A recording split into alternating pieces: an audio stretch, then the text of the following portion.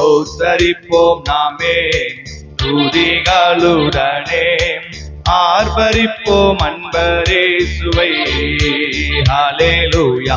ஸ்தோத்தரிப்போம் நாமே துதிகளுடனே ஆர்ப்பரிப்போம் அன்பரேசுவை.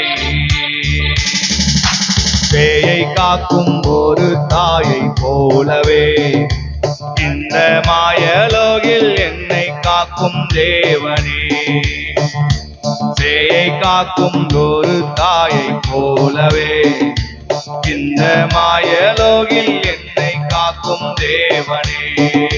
மகத்தான கிருபை என் மேலே, மகத்தான கிருபை என் மேலே, மகிமா நீரூற்றிடுமே, மகிமா நீரூற்றிடுமே.